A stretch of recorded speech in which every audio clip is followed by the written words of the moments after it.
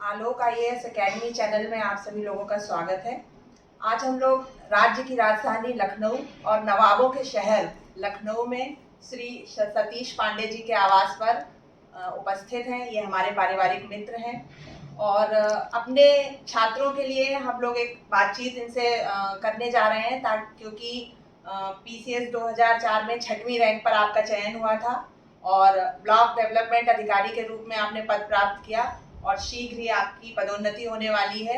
तो परियोजना अधिकारी या डिप्टी कमिश्नर के रूप में आप पदोन्नत होंगे और हम लोग ये आशा करते हैं कि आसपास का ही कोई डिस्ट्रिक्ट सर को मिले तो ये हमारे पास में रहे और ज़्यादा मुलाकातें इनसे हो सकें। तो इसी क्रम में आप अपने छात्रों के लिए मैं सर से कुछ सवाल पूछ रही हूँ तो आप लोगों के लिए हेल्पफुल होगा।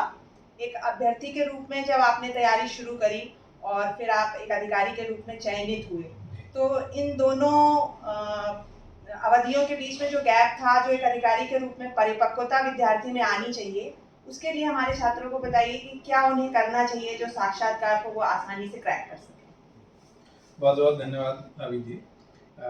छात्र से अधिकारी बनना एक यात्रा है जिसमें तथ्य का समावेश भी हो और आपकी विश्लेषण क्षमता भी हो। आप चीज़ों को संतुलित रूप से देखने की जब आप नज़रिया प्राप्त कर लेते हैं तो बस वही अधिकारी बनने के आप में गुण आ जाते हैं।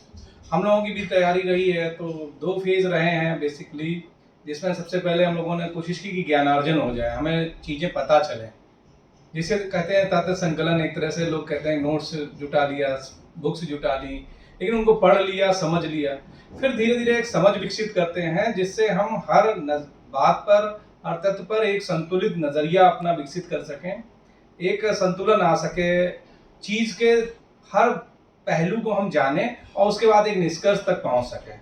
क्योंकि जब अधिकारी के रूप में आप होते हैं तब आपको किसी भी समस्या के लिए, किसी भी निर्णय लेने के लिए आपको हर पहलू का ज्ञान आवश्यक है, तत्पश्चात ही आप निर्णय ले सकते हैं। तो उसी तरह की एक यात्रा है। हम शुरू करते हैं ज्ञान से और जाकर के हम विश्लेषण तक पहुंचते हैं और निर्णय लेने की क्षमता हमें विकसित हो जाती।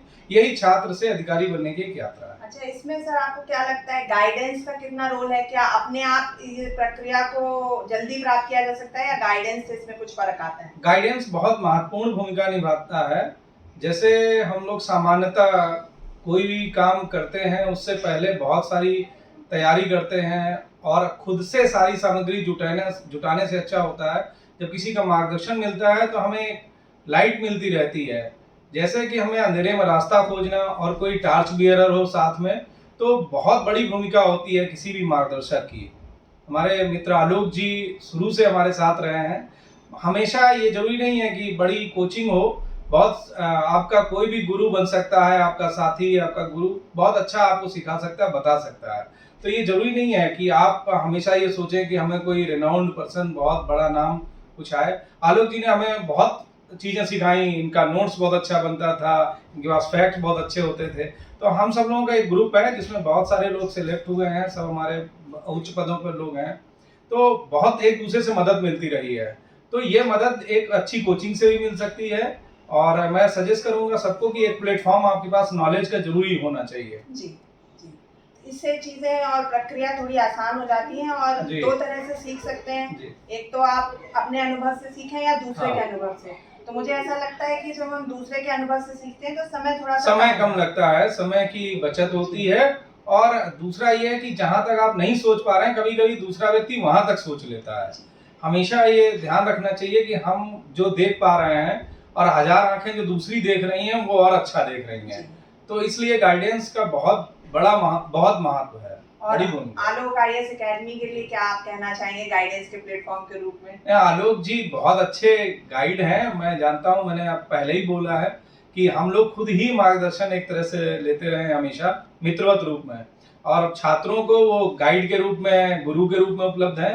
मैं समझता हूं कि उनके ज्ञान का, उन्होंने बहुत ज्ञानार्जन किया है, बहुत स्वाध्याय किया है, सागर हैं वो।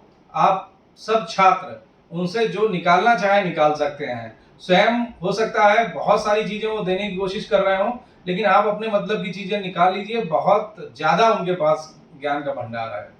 धन्यवाद इस बात के लिए आपका। और एक अधिकारी के रूप में जब आपने आयोग का साक्षात्कार क्रैक कर लिया, जी। तो आपने क्या महसूस किया? इंटरव्यू के दौरान वो कौन सी चीजें थी जो आप चयनित हुए और आपके साथ और जो अभ्यर्थी थे वो रह गए? जी। यानी कि वो what is that difference you feel in you yourself? हमें लगता है साक्षात्कारों में बताना चाहूँगा कि मैंने उस वर्ष में, चयनित वर्ष में सबसे ज़्यादा अंक प्राप्त किए थे।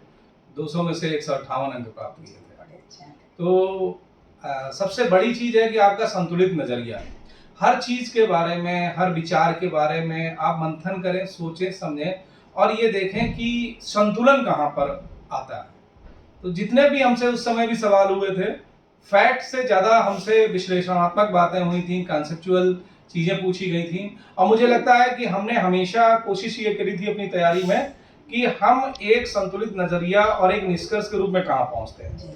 तो हमेशा छात्रों को अपनी ग्रूमिंग, अपना मतलब इस तरह से विकास करना चाहिए अपनी पर्सनालिटी का कि वो एक संतुलित व्यक्तित्व के रूप में शुरू में स्थापित होते रहें, तो इंटरव्यू में अपने आप वो बेहतर कर पाएं। यहाँ पे एक समस्या मैंने छात्रों के साथ महसूस की है कि जब वो अध्ययन करना शुरू कर देते हैं, थोड़ा सा सीख जाते हैं, तो उनमें ये एहसास आ जाता है कि वो बहुत कुछ जान गए हैं और मुझे लगता है कि यहीं से एक स्थिरता का भाव आ जाता है। इसके बारे में, इसको कैसे दूर किया जाए, उसके बारे में आप क्या? नहीं, ये तो हमेशा, चूंकि बहुत सारे इसमें प्रोवर्ब हैं, बहुत सारी कहावतें हैं कि ज्ञान हमेशा अंतिम सांस तक बना ही रहता है आपके लिए प्राप्त करने के लिए।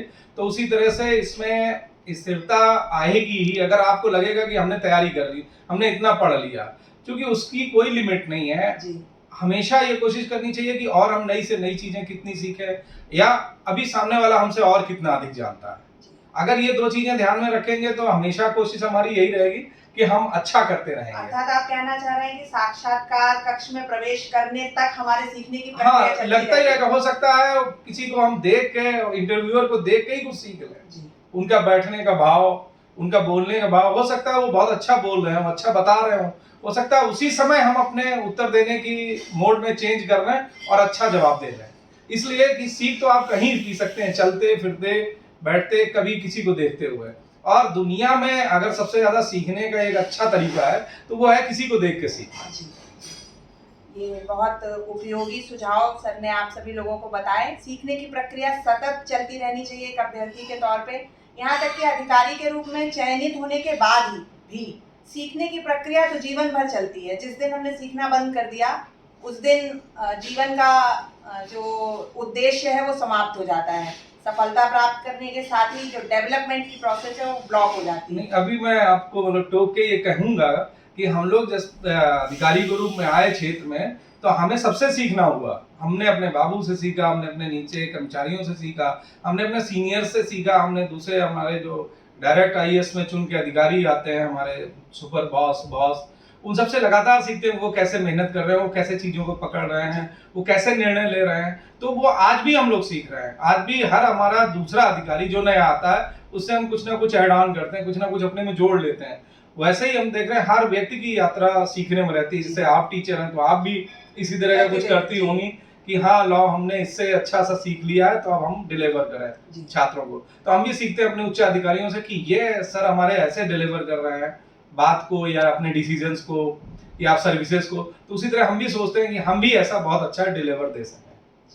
बहुत उपयोगी आपने सुझाव दिए छात्रों के लिए हमारे, और मुझे लगता है कि उनके लिए ये लाभदायक होंगे। आपका बहुत बहुत धन्यवाद। बहुत बहुत आपका भी धन्यवाद।